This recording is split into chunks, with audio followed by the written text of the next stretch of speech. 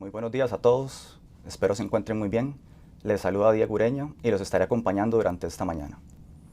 Desde BAC Credomatic siempre queremos ofrecerles soluciones y productos que les faciliten los procesos en sus empresas y de manera que podamos ser un aliado integral para ustedes en el cumplimiento de todos sus objetivos.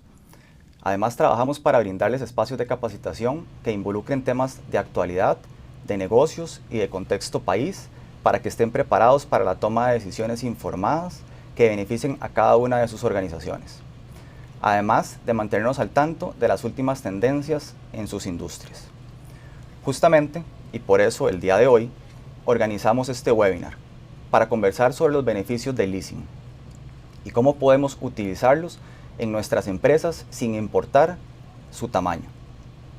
Para esto, el día de hoy contamos con la presencia del señor David Mena, socio de impuestos y legal de la firma Grant Thornton, un experto de gran nivel con el cual vamos a conversar de esta herramienta y cómo puede convertirse ella en un aliado importante para sus negocios.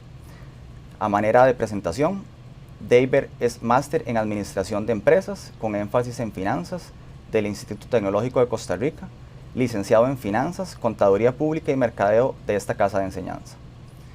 Tiene más de 18 años de experiencia en asesoría de empresas, parte de ellas como asesor fiscal en algunos de los principales bancos del país. Además de su experiencia como consultor y docente, también es colaborador en muchos medios de comunicación nacional. David, de verdad es un gusto tenerte por acá. Bienvenido, gusto saludarte. Diego, muy buenos días. Muy buenos días a todos los invitados. Para mí es un honor y un placer poder estar también acompañándolos en esta mañana para hablar sobre el tema del leasing. Sobre todo el leasing como instrumento financiero para el desarrollo de sus negocios. Importante mencionar lo que debemos entender que es un leasing, ¿verdad? Que es un leasing, es un contrato que se firma entre dos partes. Estas partes es un arrendatario, ¿verdad?, que es el que va a hacer uso de un bien, y el arrendador, que es quien posee ese bien para ponerlo a disposición de una empresa para que ésta lo pueda utilizar. Dentro de las principales ventajas que tiene una figura de leasing como instrumento de financiamiento para el desarrollo de los negocios, tenemos que es un medio para adquirir activos productivos en sus empresas, es decir, que les permitan establecer y generar todas las operaciones productivas que le permitan aumentar sus ventas a sus clientes. Este tipo de activos pueden ser de todo tipo de naturaleza, desde equipo tecnológico, maquinaria, equipo agrícola, equipo de cómputo, es decir, cualquier tipo de activo que las compañías necesiten para desarrollar su empresa. El leasing constituye un mecanismo ágil de financiamiento si lo comparamos con otro tipo de instrumentos financieros.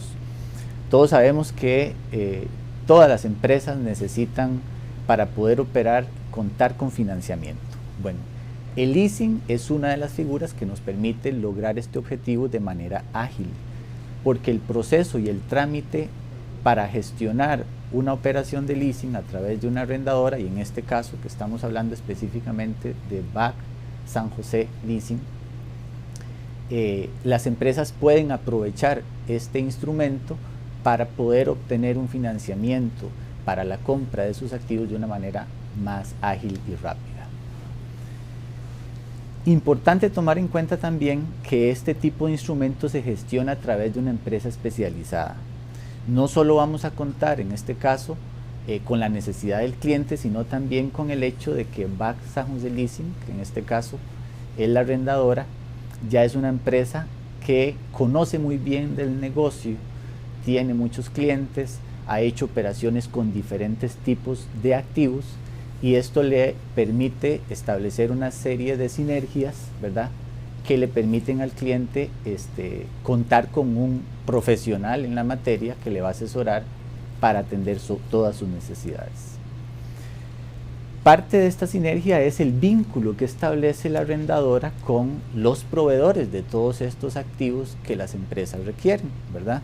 Parte de ese conocimiento de ese negocio se le transfiere al cliente para poder ofrecerle esos bienes que son los que le van a permitir generar esas operaciones que le van a dar ingresos a la compañía. Muy importante también tomar en cuenta que detrás de estas operaciones de leasing, como hay equipos de por medio, todos sabemos, como en cualquier operación financiera, está el tema obviamente de los análisis que hace la entidad para medir la capacidad de pago del cliente, pero también de resguardar la seguridad de los activos que están sometidos a arrendamiento. De ahí que el mecanismo y la gestión de los seguros de estos equipos es muy importante. En este caso, Back Leasing, ¿verdad?, que es una empresa que ya tiene muchos años de operar en este negocio, conoce sobre ese mecanismo de gestionar los seguros que van a cubrir la protección de estos activos. Eso también se traduce en un beneficio para las empresas, porque no es lo mismo ir a negociar una póliza de seguro para una máquina, yo como empresa o como microempresa, a que lo haga una empresa que ya tiene muchos activos a su disposición y tener un mejor poder de negociación que se le transmite a los clientes. Importante también mencionar que en este caso esta figura de leasing en Costa Rica está claramente regulada. Desde el año 2006, junio del 2006, se emitió el decreto 32876H, que fue en febrero del año 2006, donde se regula esta actividad de leasing. Y obviamente con la ley 9635 que entró a regir el 1 de julio del 2019, donde el tratamiento del IVA que afecta a estas operaciones también vino a ser considerado un elemento importante.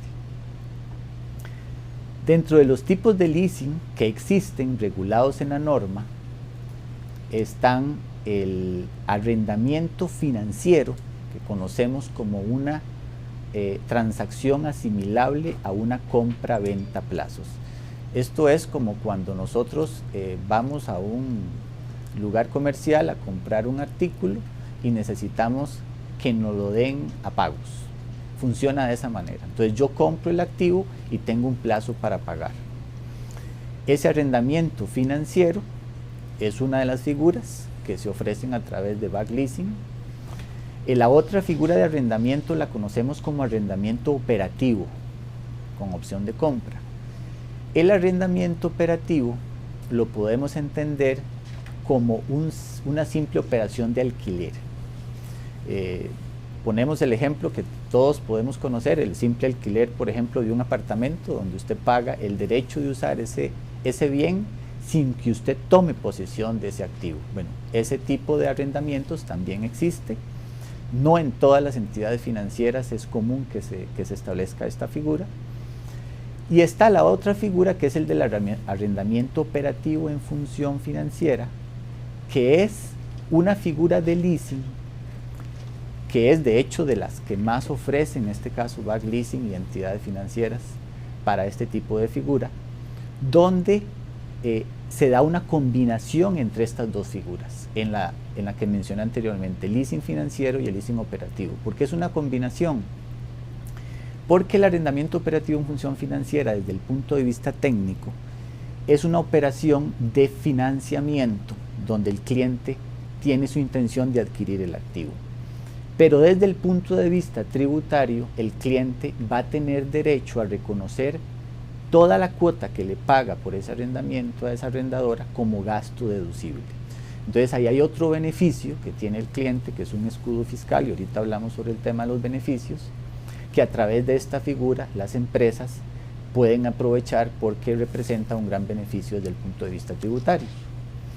Y la otra figura, que no es una figura nueva, sino que está amarrada a esta figura, sobre todo el arrendamiento financiero, que es lo que conocemos como leaseback.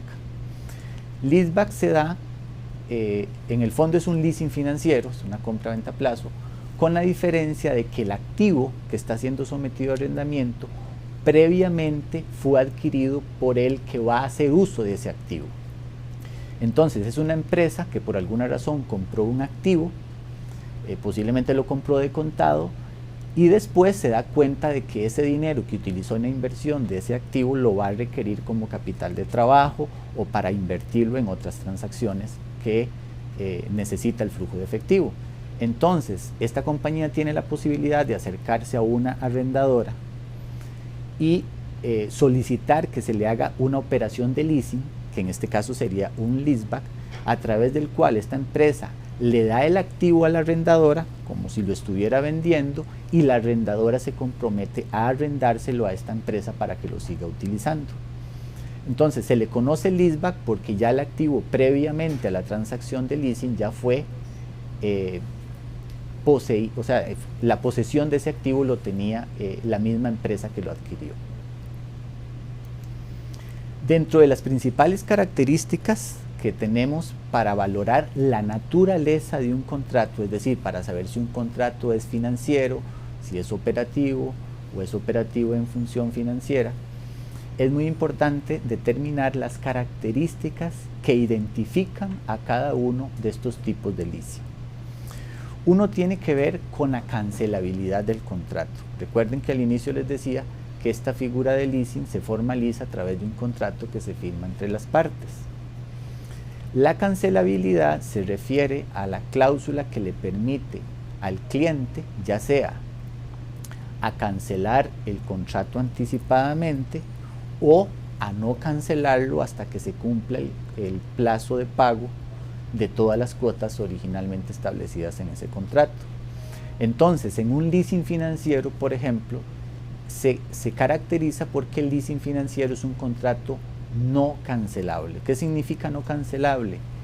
Que el cliente, el arrendatario, no puede dar por terminado ese contrato hasta que haya pagado todas las cuotas que originalmente se hayan establecido en ese contrato.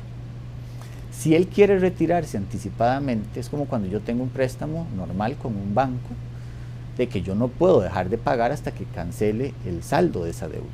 En el leasing financiero funciona así. Entonces se considera no cancelable porque yo no tengo alternativa de salirme anticipadamente sin antes haber pagado el total del saldo de esa deuda. En el leasing operativo en función financiera, es un contrato que, a diferencia del financiero, es un contrato cancelable. Es decir, el arrendatario tiene la posibilidad de dar por terminado el contrato anticipadamente sin que eso implique la obligación del pago de todas las cuotas pendientes. Aunque eso, evidentemente, contractualmente se establecen lo que conocemos cláusulas de penalidad por ese retiro anticipado que eventualmente un cliente tenga que enfrentar en esas situaciones. Básicamente esa es la diferencia que hay en esa característica. El plazo del contrato es otra de las características muy importantes relacionadas con el identificar un contrato u otro. ¿Por qué el plazo? Bueno, porque desde el punto de vista tributario específicamente, la norma establece que si el contrato supera el 75% o más de la vida útil de ese activo, se considera que el contrato debería clasificarse como financiero.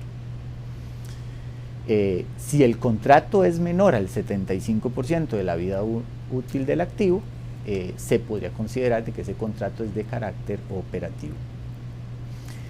Es muy importante esto porque desde el punto de vista no solo fiscal, sino desde el punto de vista contable, y ahora vamos a entrar un poquito en ese detalle, estas características es muy importante identificarlas en el contrato para saber específicamente sobre qué tipo de leasing estamos trabajando y qué tratamiento le debemos dar tanto desde el punto de vista fiscal como desde el punto de vista financiero contable. La otra característica es el valor presente de las cuotas de arrendamiento, que eso es traer todas las cuotas que estaban establecidas en ese contrato durante el plazo, traerlas a valor presente a una tasa de descuento y comparar ese valor de esas cuotas con el valor del activo.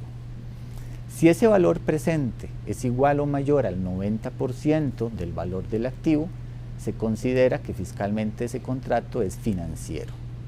Si no cumple con esa condición, se consideraría que es operativo. Y el otro elemento es la opción de compra, que en estos contratos es muy común que exista una opción de compra que es, tal como su nombre lo dice, es la opción que tiene el arrendatario de ejercer al final del plazo del contrato la opción de compra para que ya ese activo pase definitivamente a posesión suya. ¿Por qué esto? Bueno, porque al inicio les decía que una de las ventajas que tiene el leasing es que es una operación de financiamiento ágil. ¿Por qué? Porque cuando se trata de activos inscribibles, esos activos quedan inscritos a nombre de la arrendadora. Entonces yo no tengo que, como en un contrato de préstamo, ir a formalizar una prenda, ¿verdad? O en el caso de otro tipo de activos, una hipoteca, sino que estos activos están a nombre de la arrendadora cuando son inscribibles y hasta que al final del plazo se cumpla el pago de todas las cuotas, ese activo pasa a ser posesión de la compañía. Aunque eso desde el punto de vista financiero contable no necesariamente, ¿verdad?, implica que estemos sujetos al hecho de que hasta que yo no tenga la posesión jurídica del activo es que vaya a tener derecho sobre él. Ahorita eso lo vamos a ver en la parte contable. Justamente con respecto a este tratamiento contable y fiscal, es muy importante en este tema del leasing hacer referencia a la norma financiera que regula este tipo de actividad. La NIC 17 de arrendamientos, que es la que ha estado vigente durante todos estos años en las normas contables, establecía las características que identificaba a un contrato financiero de un operativo. Básicamente la principal característica estaba relacionada con que si había transferencia sustancial de todos los riesgos y ventajas asociados al activo. En la medida en que hubiera transferencia sustancial de riesgos y ventajas, estábamos ante un leasing financiero, y si no había transferencia de riesgos y ventajas sería un operativo. Pero resulta que recientemente y ya a partir del año 20, las empresas que comenzaron a aplicar normas contables desde el año 2001, que fueron aceptadas por el Colegio de Contadores Públicos y la Administración Tributaria, se emitió la NIF 16, que es una norma que vino a sustituir la que conocemos actualmente como NIC 17. ¿Y qué objetivo tuvo esta norma? O sea, el cambio de esta norma, básicamente, el objetivo que tenía es venir a regular todas las operaciones donde hubiera un activo identificado de por medio en esas operaciones. Y en este caso, los leasing tenemos esa característica, porque la idea era diferenciar cuando estamos ante un contrato de un servicio y cuando estamos ante una operación de leasing que requiere, desde el punto de vista financiero, el reconocimiento de una deuda. Y para explicárselos así de una manera muy sencilla, recordemos que una compañía, por ejemplo, si tenía un contrato de alquiler de una oficina, por ejemplo, de todos los meses registra un gasto de alquiler de oficina. Pero resulta que, y lo mismo si fuera una fotocopiadora, una computadora, un equipo, una máquina. ¿Qué es lo que sucede? Que las compañías reconocían financieramente ese gasto únicamente hasta el momento en que hacían pago de esa cuota. La NIF 16 lo que vino a hacer es a considerar de que esas empresas que tenían esos contratos firmados de arrendamiento, en el fondo tenían flujos de caja ya comprometidos porque todos los meses tenían que hacerle frente a esos pagos. Y la diferencia con un préstamo en un banco, donde yo estoy obligado a reconocer una deuda en mis estados financieros, la norma lo que dice, cuando yo tengo un contrato de leasing, tengo que tener también reconocido una deuda, pero asociada al derecho de uso de esos activos que yo estoy arrendando. Entonces es cuando NIF 16 vino a incorporar la obligación de que las compañías que tuvieran contratos de leasing donde hubiera un activo identificado tengan que aplicar por norma contable el reconocimiento de un activo intangible por derecho de uso del bien y un pasivo por arrendamiento. Que es muy importante separar el hecho de que este activo intangible no es que yo sea el que esté registrando la posesión o porque soy dueño del activo, cuando estamos hablando de un operativo, sino es el derecho de uso, es decir, es un activo intangible que es el derecho que yo adquirí a utilizar ese activo desde el momento en que firmé ese contrato de arrendamiento. Entonces, las empresas que aplican normas contables, ya sean grandes, pequeñas o microempresas que aplican las normas contables, están obligadas a reconocer en sus balances este tipo de arrendamientos. El otro elemento importante en el tratamiento contable y fiscal tiene que ver con la conciliación fiscal. ¿Por qué? Porque resulta que el tratamiento financiero a que hace referencia esta norma, NIF 16 ahora, NIF 17 anteriormente, no necesariamente es exactamente el mismo tratamiento que tiene el decreto 32876H que aplica para efectos tributarios. En el tema fiscal siempre se establece que cuando hay una norma expresa desde el punto de vista tributario, en este caso un decreto, el 32876H del leasing, ese decreto tiene prioridad sobre una norma general desde el punto de vista tributario. Si no hubiera una norma expresa, aplica la norma supletoria, que en este caso sería la norma financiera. Pero en leasing tenemos una norma expresa. Esa norma expresa hace y establece que el tratamiento fiscal de estas operaciones de leasing, si tienen un tratamiento diferente del que establece la norma contable, tenemos que proceder a hacer un ajuste conciliatorio. ¿Qué significa esto? Que yo tengo que partir de mi estado financiero que yo elaboré con base en las normas financieras y a partir de ese resultado financiero, de esa utilidad financiera, hacer los ajustes que sean necesarios para yo poder determinar cuál es la base imponible sobre la cual tengo que pagar mi impuesto sobre las utilidades. Y específicamente en temas de leasing tengo que decirles que la figura de arrendamiento operativo en función financiera, como bien les decía al inicio, tiene un beneficio fiscal de que el cliente puede reconocer el 100% de la cuota como gasto deducible. Pero financieramente ese contrato se trata como si fuera un financiero, es decir, donde yo tengo una deuda que voy amortizando todos los meses, que tengo una composición de intereses, tengo un componente de depreciación. Entonces el tratamiento de reconocer un gasto de depreciación por un lado, un interés por el otro, versus un gasto de una cuota por arrendamiento, tiene un tratamiento diferente. Entonces, ese tratamiento disímil es el que se logra conciliar a través de este mecanismo de la conciliación fiscal. Y en eso podemos ahondar ahora en detalle. El otro elemento importante que tenemos que tomar en cuenta en todo el tratamiento contable y fiscal es el tratamiento del IVA. Recordemos que antes de la entrada en vigencia de la ley 9635, lo que teníamos antes era un impuesto general sobre las ventas que gravaba todas las mercancías y solamente algunos servicios, una lista muy reducida de servicios. En ese momento, cuando el decreto de leasing fue emitido, claramente nosotros teníamos la ley de impuesto general sobre las ventas y si yo compraba, por ejemplo, a través de un leasing, un equipo de cómputo, una fotocopiadora, cualquier equipo que yo comprara que estuviera grabado con impuesto de ventas, se paga el impuesto de ventas al momento de la transacción de venta. ¿Ok? Pero las cuotas de arrendamiento que se hacían a través de la formalización de los contratos de leasing no estaban gravados con IVA.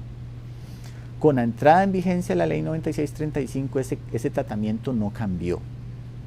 Pero hay algo muy interesante. En la norma se establece que los contratos de leasing financiero y arrendamiento operativo en función financiera están exentos de IVA.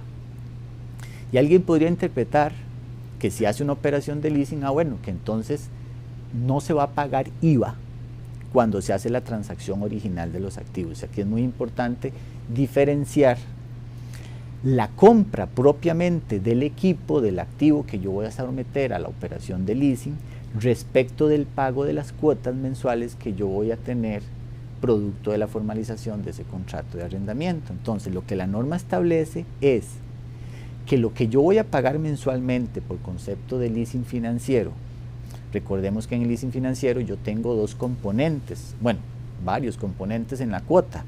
Los más importantes, uno de ellos es el principal, lo que amortiza el valor del activo. El otro componente son los intereses o la carga financiera que están exentos de IVA. Hay otro componente que es el seguro, como les mencionaba anteriormente, las primas de seguro que los clientes pagan dentro de esa cuota, que los seguros sí están grabados con IVA. Hay otros componentes que se pueden cobrar en un leasing, como por ejemplo en vehículos, es normal que se les instalen, no sé, los GPS, por ejemplo, que es un servicio complementario. Ese aparato está grabado con IVA, es un servicio que sí está grabado con IVA. Entonces vean cómo la cuota de leasing que yo pago, en la medida en que tiene varios componentes, yo tengo que identificar cuánto es principal e intereses, porque esa porción no está grabada con IVA. Pero habrán otros componentes que sí lo están. Cuando estamos hablando de un leasing operativo, por ejemplo, cuando yo tengo un simple pago de alquiler, antes era un servicio que estaba no sujeto al impuesto de ventas y ahora está grabado con el impuesto al valor agregado. Entonces, ahora quien paga el alquiler de un equipo, de una fotocopiadora, que sea un arrendamiento operativo, tiene que pagar el IVA. En cuanto al leasing operativo en función financiera, que funciona desde el punto de vista fiscal como si fuera,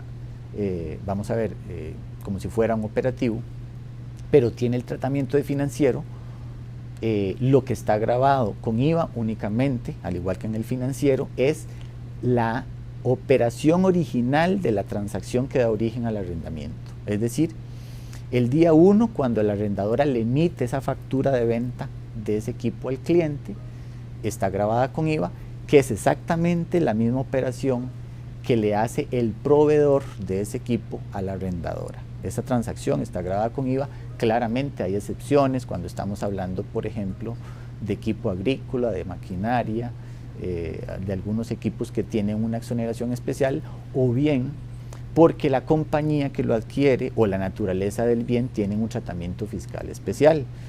Maquinaria agrícola, bueno, si es una empresa agrícola que está inscrita como, por ejemplo, inscrita en el MAC, como una empresa que está en ese sector, que tiene una exoneración especial, o por ejemplo una empresa que está acogida al régimen de zona franca, que por ley especial están exentos de IVA.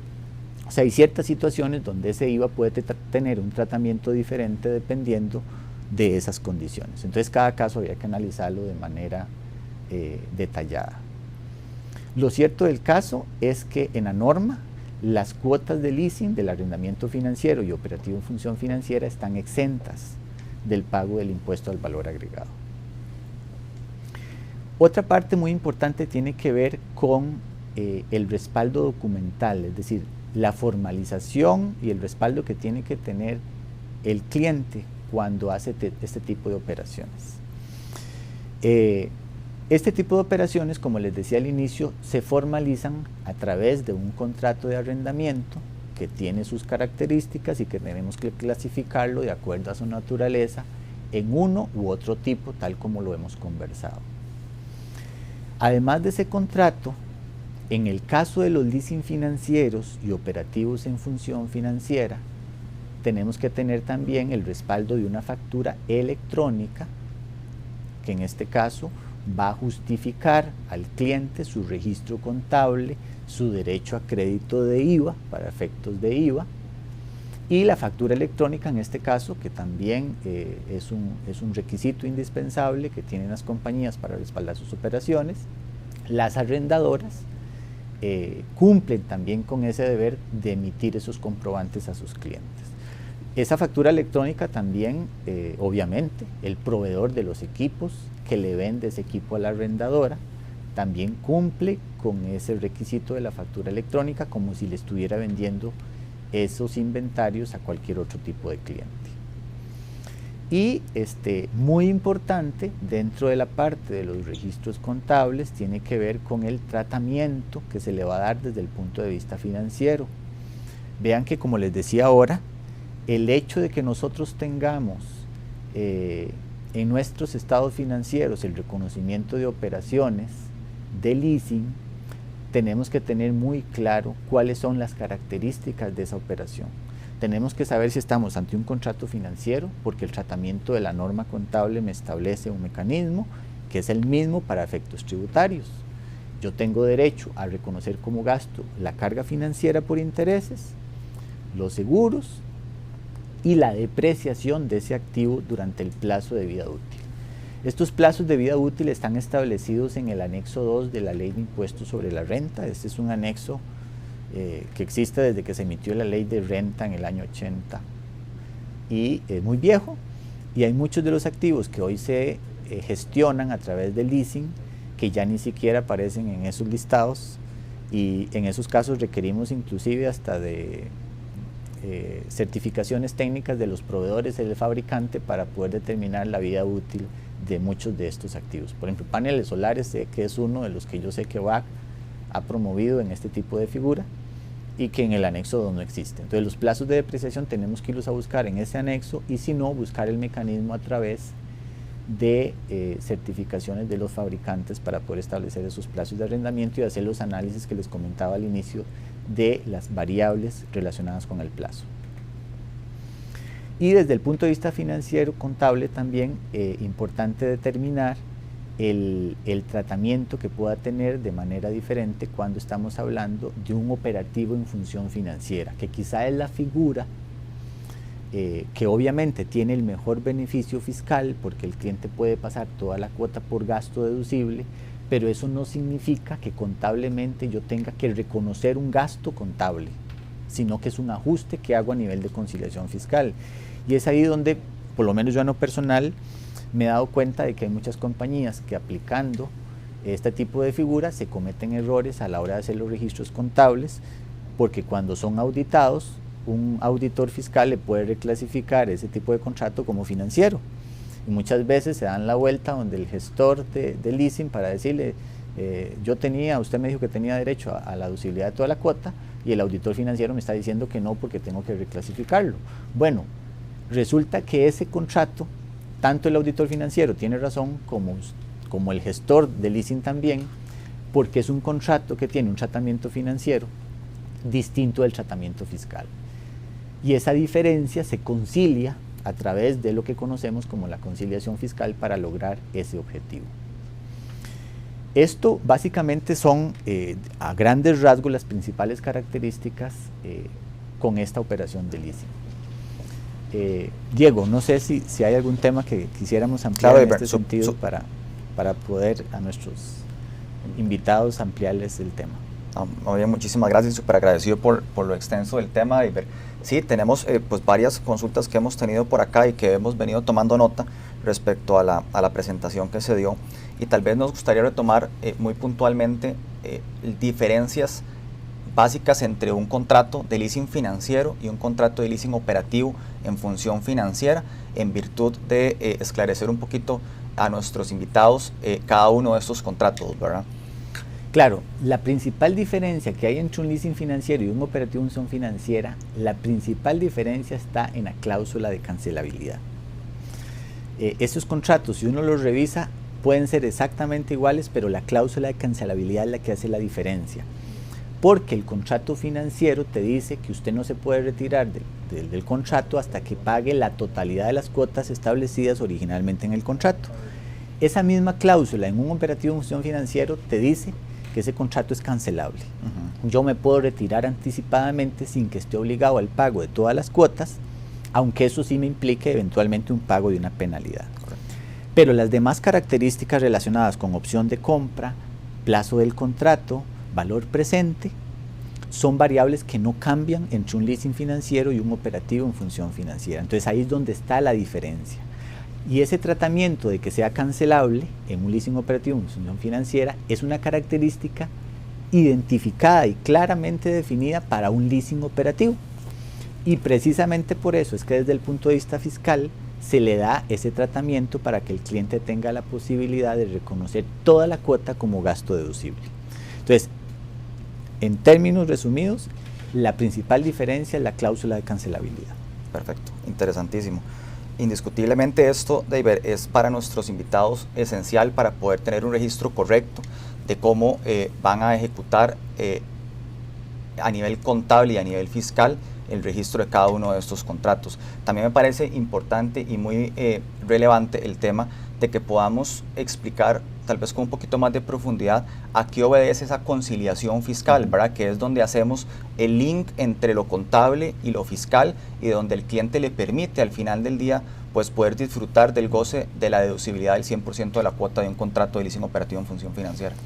Diego, esa pregunta que me haces, vea, es una de las preguntas que, digamos, a los clientes más les cuesta entender, porque precisamente es la que establece la diferencia entre el tratamiento financiero y contable del leasing operativo en función financiera. En esa conciliación fiscal lo que hacemos es convertir un leasing financiero en un leasing operativo. Entonces, en un leasing financiero recordemos que yo tengo una cuota compuesta por amortización, intereses, seguros, y en un leasing operativo yo tengo todos esos componentes en una sola cuota que se llama arrendamiento. Entonces, cuando yo tengo un leasing financiero, yo reconocí una deuda, estoy reconociendo una amortización al principal, estoy reconociendo una carga financiera y una depreciación del activo. Entonces, cuando yo voy a convertir eso desde el punto de vista fiscal en un arrendamiento operativo que me da derecho a toda la cuota, yo en la conciliación fiscal lo que voy a hacer es eliminar el efecto de la depreciación, porque yo en un leasing operativo no tengo depreciación. El efecto de la amortización yo lo voy a considerar como parte del gasto, básicamente, y entonces en la parte de los intereses no voy a tener variación porque esos intereses son gasto tanto en la parte financiera como en la parte fiscal porque están incorporados dentro de la cuota, y con los seguros no tenemos diferencias porque en ambos casos son gasto. Entonces, básicamente los ajustes que yo hago en la conciliación fiscal para convertir un leasing financiero en operativo de función financiera son la depreciación, la amortización la paso como parte del gasto junto con los intereses. Digamos, los seguros no tienen cambio, pero otro elemento importante que olvidé mencionar es el diferencial cambiario. Resulta que estas operaciones de leasing normalmente se formalizan en moneda extranjera, generalmente en dólares, y obviamente todos sabemos que contablemente nosotros tenemos que tener estados financieros emitidos en colones, y eso nos obliga a tener que registrar al tipo de cambio de la operación ese tipo de cambio. Entonces, financieramente nosotros tenemos un pasivo que tenemos que estar valorando el tipo de cambio de cierre cada mes, que eso nos puede generar o un gasto o un ingreso por diferencial. Bueno, en el arrendamiento operativo ese diferencial cambiario no existe porque yo no tengo una deuda fiscalmente reconocida. Entonces otro ajuste que afecta a la conciliación fiscal es el diferencial cambiario, ingreso o gasto que yo haya reconocido producto del pasivo de esa deuda que sí tengo en mis estados financieros. Entonces, básicamente esos son los ajustes que se incluyen en esa conciliación fiscal. Esa conciliación fiscal no solo se hace para efectos de esta figura de arrendamiento operativo en función financiera, sino para otro tipo de ajustes fiscales, que no voy a ahondar en este tema, pero es donde se ajustan todas las partidas que tienen un tratamiento fiscal diferente del que tiene para efectos tributarios o porque la norma expresa establece que se les da un tratamiento especial. Excelente. Definitivamente es algo a considerar y a tener presente para efectos del correcto registro de nuestros contratos de arrendamiento. David, también tocabas ahora el tema en la presentación de uno de los diferentes tipos de arrendamiento que, aunque tienen base en el leasing financiero, lo determinamos como una herramienta distinta denominada Sale and Leaseback. Indiscutiblemente, a partir de este 2020, donde hemos empezado a tener los efectos de la pandemia y del COVID, es una de las figuras que hemos tratado de incentivar de una forma más asidua con nuestros clientes para poder ayudarlos en su flujo de caja. Entonces, tal vez me gustaría profundizar un poquito en cuáles son las variables que atienden una herramienta denominada Sale and Leaseback, cómo esto viene a interactuar en la contabilidad de nuestro cliente y cómo a la hora de hacer esa venta entre cliente y arrendadora se da esa unión, y nosotros como leasing podemos facilitarles y apoyar a cada uno de nuestros clientes en la generación de una operación de Sale and Leaseback. Claro, Diego, importantísimo. De hecho que sí, es una figura que en este momento, digamos, ha tenido mucho auge precisamente por las necesidades de flujo de efectivo de las empresas, y justamente es por eso, porque ya son activos que están en propiedad de la compañía, que ya la compañía en algunos casos ya los pagó o tiene la deuda con el proveedor del exterior con el cual compró ese equipo, y resulta ser que la compañía necesita flujo de caja. Entonces, el Sale and Leaseback lo que le permite a ese cliente es acercarse a la arrendadora y decirle, yo necesito que me haga un leasing sobre esta máquina, sobre este equipo, sobre este activo que yo tengo, porque necesito liquidez. Entonces, se hace un contrato de leasing, tiene que ser un leasing financiero necesariamente. No podemos usar otro tipo de leasing porque en la norma del decreto, que el leasing financiero está establecido en el artículo 1 del decreto 32876H, ahí establece que el leaseback tiene que formalizarse únicamente a través de un leasing financiero. Y en el leasing financiero no es otra cosa que un financiamiento. Entonces, ¿qué es lo que establece la norma? Que yo tengo que mantener el activo al mismo valor original que yo lo adquirí y sobre el mismo valor en libros yo tengo que continuar depreciando ese activo. Es decir, el cliente no puede generarle ninguna alteración al valor de ese activo. Entonces, el cliente lo que hace es emitirle una factura a la arrendadora por el valor en libros de ese activo, ¿verdad? Que no haya ninguna diferencia. Y la arrendadora, como es un leasing financiero donde tiene que facturarlo también, inmediatamente también le emite una factura al cliente por ese mismo valor. Ese valor, al ser el mismo, y si tuviera IVA, ese IVA se va a compensar, ¿verdad? Porque el efecto débito que yo genero cuando te facturo, lo voy a tener como crédito cuando la arrendadora me genera la factura. Entonces ahí no hay ningún perjuicio fiscal de IVA y ningún cliente va a tener que ir a pagar un IVA adicional si es que bien estaba grabado con IVA. Y al final lo que va a permitir es que la arrendadora va a tomar un flujo de efectivo y me va a mí a depositar el valor de ese monto, de ese activo que está financiando, por el valor que ustedes estiman de acuerdo al avalúo que le hagan ese activo, obviamente, ¿verdad? Porque ustedes financian una parte del valor de ese activo, pero ese valor que me financian no tiene que incidir en el valor original del activo. Yo lo continúo depreciando sobre el mismo valor, contablemente no lo saco de mis activos fijos, y esa es la ventaja que tiene, que al final yo lo que termino reconociendo en mi estado financiero es una entrada de efectivo contra un pasivo a la arrendadora.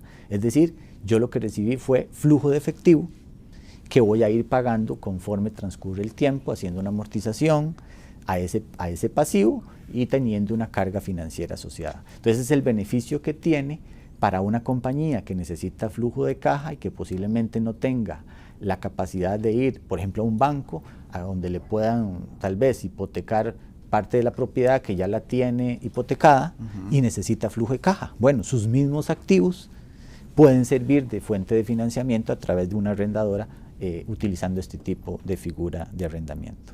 Y normalmente el tipo de activo que utilizamos para desarrollar esta actividad son bienes que no son inscribibles para no generar pues un costo adicional de transferencia de propiedad del cliente hacia el arrendador. Entonces tratamos de utilizar, como bien lo mencionas, activos que no sean de forma inscribible como tal, ¿verdad? Claro. Pero es una de las herramientas que más hemos utilizado a nivel de la arrendadora para apoyar a nuestros clientes con el tema de flujo de caja.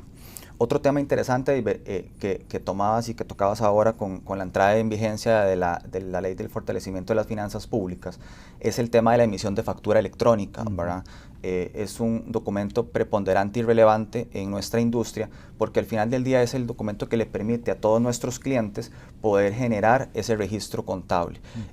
¿Cuál es la estructura idónea en la cual los clientes pueden recibir y esperar esta factura por parte de nosotros como arrendadoras hoy en día?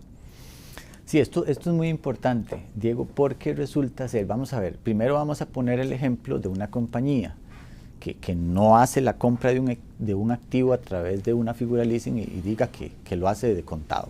O sea, nada más para enseñarles el tema que tiene la implicación de la factura en el cliente que hace una operación de leasing. Si una compañía va y compra un equipo, una máquina, un proveedor X, él la va a pagar y va a recibir una factura que va a ser su respaldo del registro de ese activo. El hecho de que este cliente decida financiar la compra de este activo a través de un leasing no tiene por qué cambiar el respaldo de la transacción original que se está dando, que al final es adquirir un activo. Entonces, aquí lo que sucede es que ese proveedor obviamente no le va a facturar al cliente, porque el cliente va a necesitar a través de una figura de leasing adquirir ese bien. El proveedor le va a emitir una factura electrónica porque su obligación está establecida como cualquier comercio ya en Costa Rica de emitir las facturas electrónicas. Anteriormente sabemos de que, bueno, la factura siempre ha existido. Teníamos, ¿verdad?, la factura física, que normalmente es la que utilizamos antes de la entrada en vigencia de la ley, y todavía hubo, digamos, un proceso donde las compañías se fueron incorporando en este tema. Ese proveedor le emite la factura electrónica a la arrendadora, pero resulta que cuando la arrendadora formaliza el contrato con el cliente, si es un leasing financiero, que recordemos que es una compra-venta a plazo, o un leasing operativo en función financiera, que desde el punto de vista financiero y de IVA es una venta, yo como cliente, y con la nueva ley de IVA, yo tengo derecho al crédito del IVA, dependiendo del tipo de actividad que tenga. Yo necesito tener una factura también. Pero como ya el proveedor le facturó a la arrendadora, entonces es la arrendadora la que tiene el deber de emitirme la factura a mí como cliente. Con las mismas características, el mismo precio, ¿verdad? Porque la arrendadora es muy importante. O sea, la arrendadora no es un intermediario de venta de activos, no. Es una operación financiera. El valor de ese activo es el mismo, el que va en la factura. Porque la arrendadora lo que hace en el fondo es financiarle al cliente, y el componente de intereses es el beneficio que obtiene la arrendadora de esa operación. Porque los leasing en el fondo son operaciones financieras, ¿verdad? Y de hecho, por eso estamos en este webinar con BAC San José como entidad financiera que es, porque es otro de los instrumentos financieros que le ofrece a sus clientes. Entonces, yo como cliente recibo una factura de la arrendadora, que es como si la hubiera recibido del proveedor directamente. Tiene el mismo valor, es una factura electrónica que viajó a Hacienda y va a tener la misma validez para yo reconocer ese activo en mis estados financieros. ¿Qué es lo importante en tema de IVA? En este caso la arrendadora, vean que la arrendadora no genera ninguna alteración desde el punto de vista tributario, porque al emitir una factura sobre el mismo valor, en las mismas condiciones, y si está grabado con IVA, cobrando el IVA, la arrendadora va a tener un crédito de IVA en la compra y un débito de IVA cuando le factura al cliente. Entonces la arrendadora tiene una posición neutra. Y el cliente, con la factura que recibe de la arrendadora, va a poder registrar el activo desde el punto de vista financiero y además reconocer el IVA que le corresponda a ese bien. Si yo soy una empresa de que todo lo vendo grabado con IVA, pues tendré derecho también a ese IVA como crédito. Ya hay casos muy particulares y que es muy común, Diego, vos lo sabés. Por ejemplo, el caso de los vehículos. En el caso de los vehículos, tienen la particularidad de que el IVA es un impuesto que se cobra, para el caso de los vehículos, no en las diferentes fases de valor agregado, sino que se cobra todo a nivel de aduanas a través de un sistema que se llama sistema monofásico.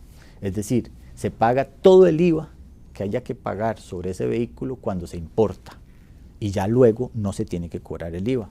No quiere decir que no pagó IVA, simplemente que ya el fisco recaudó todo el IVA que quería sobre la venta de ese bien hasta el consumidor final.